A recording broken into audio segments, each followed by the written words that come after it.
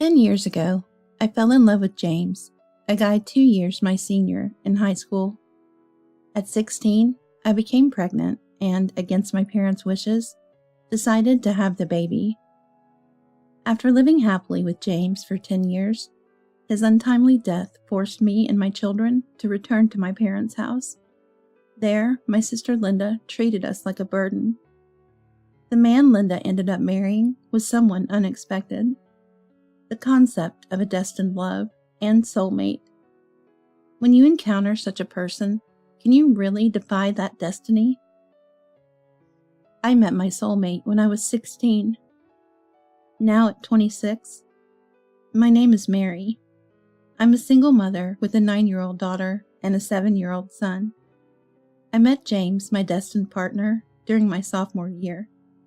He was a senior at the same school, and the first time we passed each other in the hallway outside the staff room, we both felt something and turned around to look at each other. It was an eternal moment.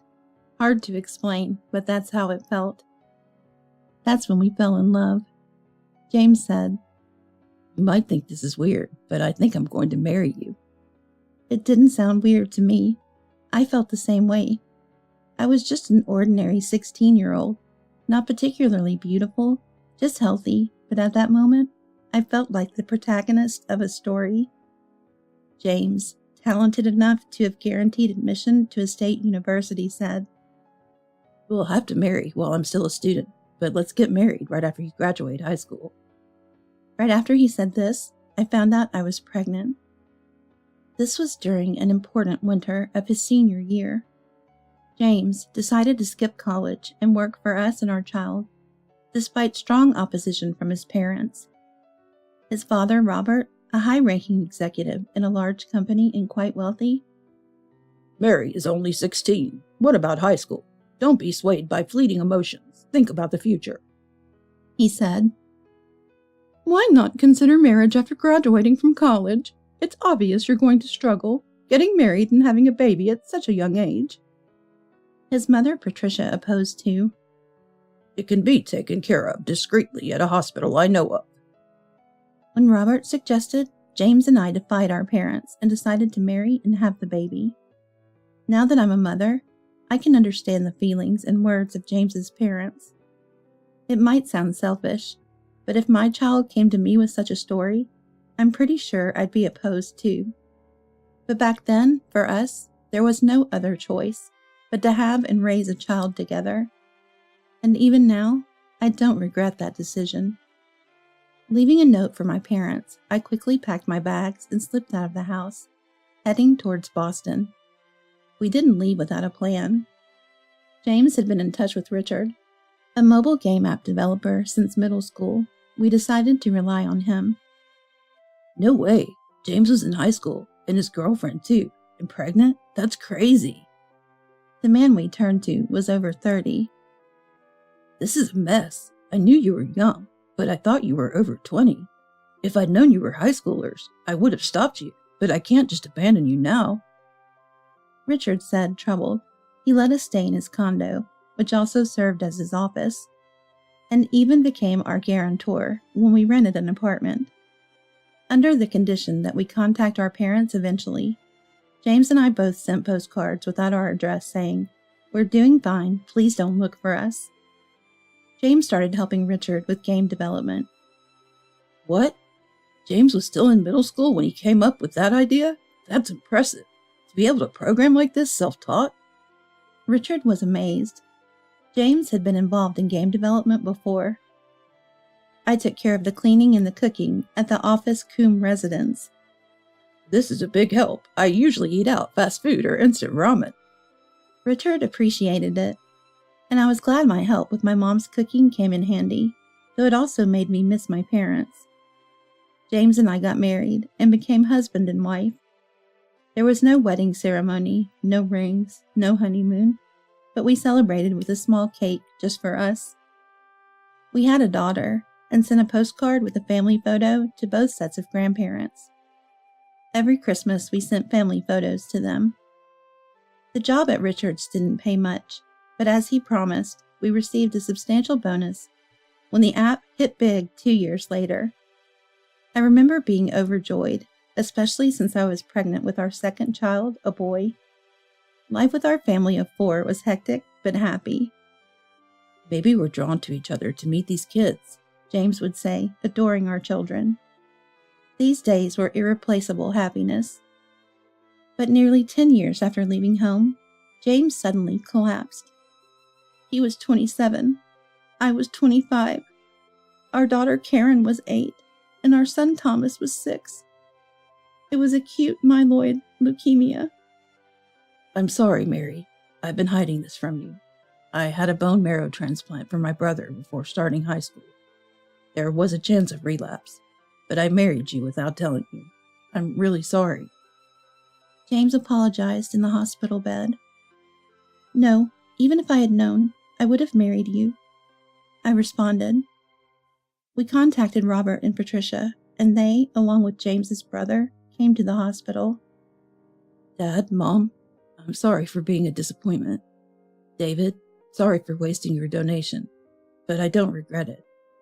These nearly 10 years have been truly happy, thanks to Mary and the kids, James said. We could tell you were happy from the photos you sent, Patricia said, crying and holding James's hand. Thank you, Mary. Please take care of the kids. Karen, Thomas. I'm sorry I won't see you grow up. Thank you. Those were James's last words. While feeling nearly crushed by sadness, I knew I had to stay strong for the children. I thought I had to be strong for James, too, and take good care of the children. We held a simple funeral with Robert, Patricia, David, and some work acquaintances from Boston. Richard and Patricia offered us to live with them, but I decided, I'm going back to my parents. I've worried them for 10 years.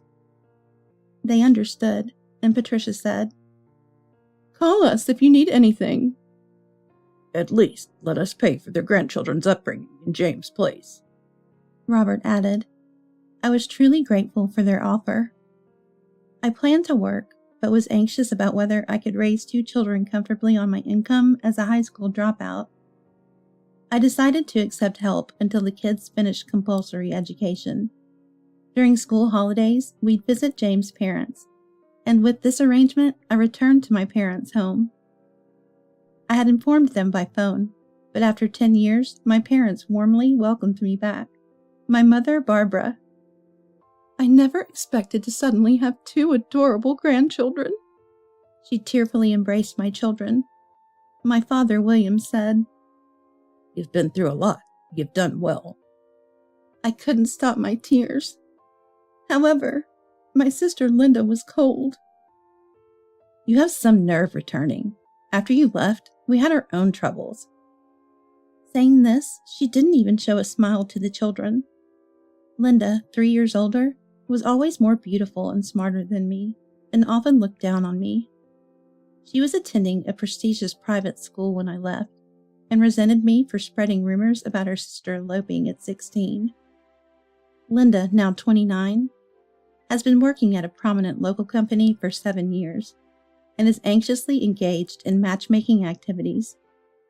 You think you can raise 2 kids properly after dropping out? It's just troublesome having you back.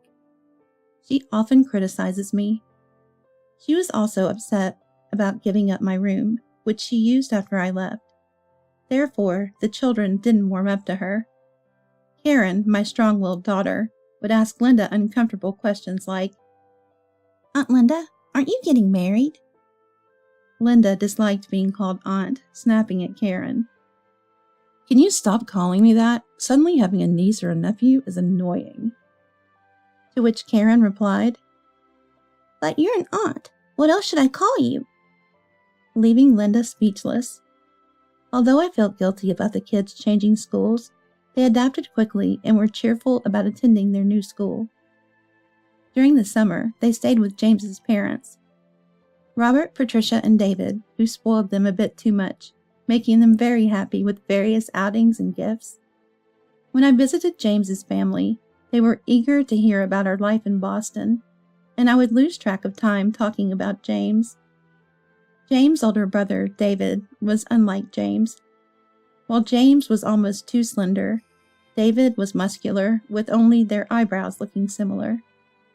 David, lively and strong-willed, contrasted with the gentle and laid-back James. He was a great storyteller, often making me and the kids laugh. About 3 months after returning home, "You come back with 2 kids, don't work, and leech off us? But then again, what decent job could a dropout get?" Linda confronted me. Seeing the situation, my mother interjected. "Mary has been contributing to the household expenses properly. You, on the other hand, haven't given us any money since you started working. Can't you be a bit kinder to your sister, who's grieving the loss of her beloved husband?" She chastised Linda. "What, she isn't working, is she?"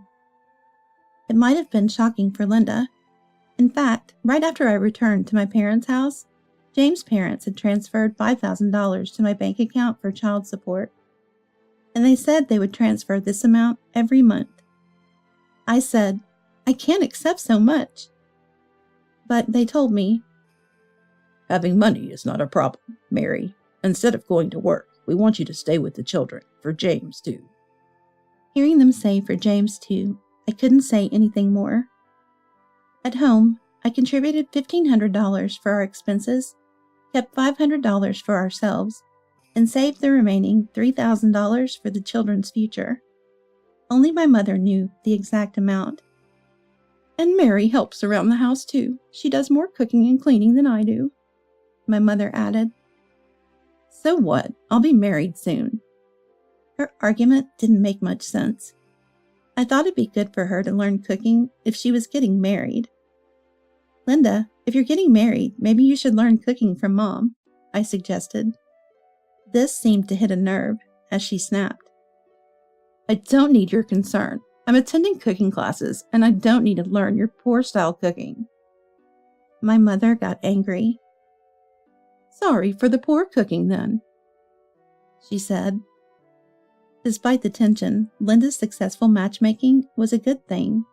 Soon, Linda's marriage was arranged, with a doctor 3 years her senior.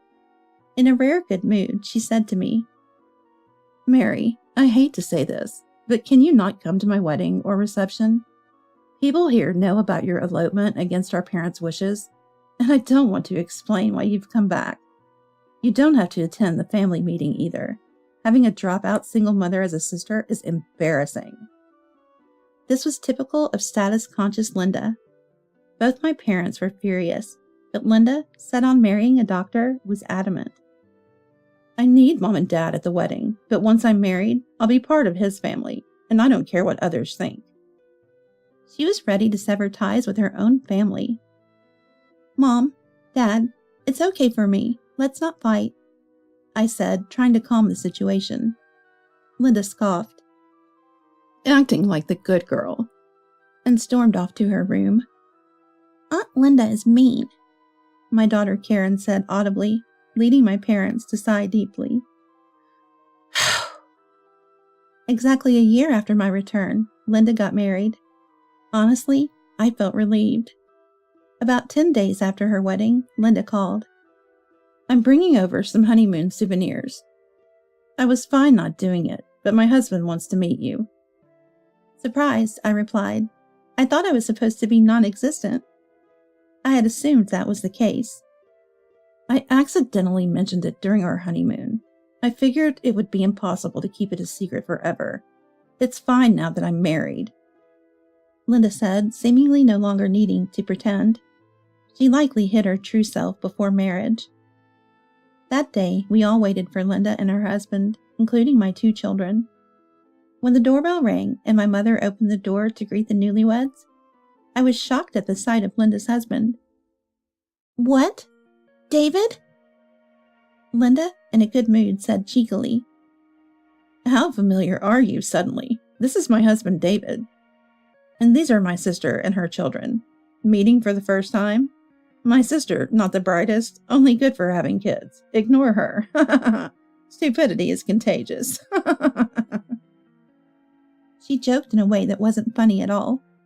Ignoring Linda, David looked at me and said, "Ah, so it is Mary." It was David, James's brother. What did you just say? David said in a low voice to Linda. Linda dismissively said, "See, she's stupid and presumptuous. Stay away from Mary before her stupidity rubs off on you." Apologize, David demanded in a strained voice, his fists trembling. Huh? Oh, you don't have to say that. But since he insists, Mary, apologize. Linda responded nonchalantly.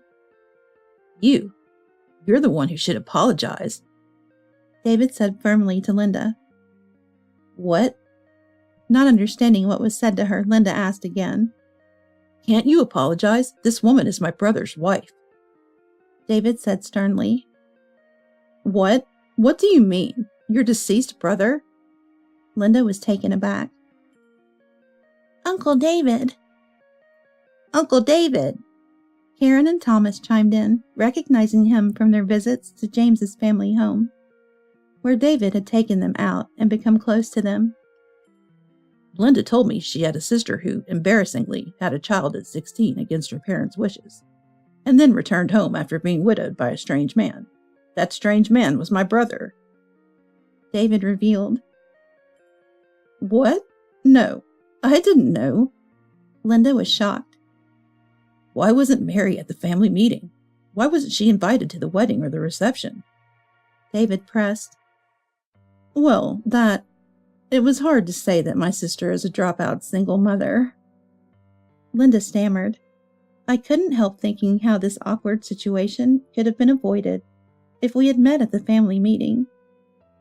Indeed, both my brother and Linda's sister took risks, but my brother passed away saying he had been happy for 10 years. Mary and the children made him happy. Linda, you've insulted my brother, too. David's anger was unabated, and Linda was in tears. I'm sorry, I didn't know, she said. What you said earlier about your own sister, I've lost confidence in our future together. David continued, still angry. No, please don't say that. I'll change, I promise. Linda pleaded, desperate not to lose her elite doctor husband. However, David needed space. I need some time to think. William, Barbara, Mary, I'm sorry for this mess. I'll speak to you all again soon. And left despite Linda's tearful pleas. We were all stunned, at a loss for words for Linda. This is a tough situation, even if it's her own doing. My mother sighed. Linda continued to cry, and I couldn't help feeling a bit sorry for her. She isn't inherently evil, just not the best in character. Mary, I was wrong. Can you help me make things right with him? Linda asked tearfully. I couldn't refuse her request. The next day, I visited James' family home. Our sons seem to have quite a fate with you sisters, Patricia commented while serving tea. I told David not to worry about me. Linda is strong-willed, vain, and selfish, but she's not a bad person. As her sister, I want her to be happy. Please give her another chance. David then shocked us all. I know I shouldn't say this, but I think I decided to marry Linda because she reminded me of Mary. What? Both Robert and Patricia were surprised. I've looked forward to seeing Mary and the kids this past year, but knowing Mary still holds James in her heart, I decided to marry and move on. I didn't know how to respond. I don't think Linda and I are much alike, I said. You are, and the way you smile and your voice, that's why I married her, but I was wrong. I should have waited until you were over James. I won't forget him. What? I won't forget James. But Mary, you're still young, and the kids are fond of me. I want to make you happy in James's place. I'm sorry. The father of those children is only James, I replied. While I appreciate David as James's brother, I have no feelings beyond that. David, you've lost this one. No matter the circumstances, proposing to the sister of the woman you just married is absurd, Patricia said, causing David to feel even more dejected.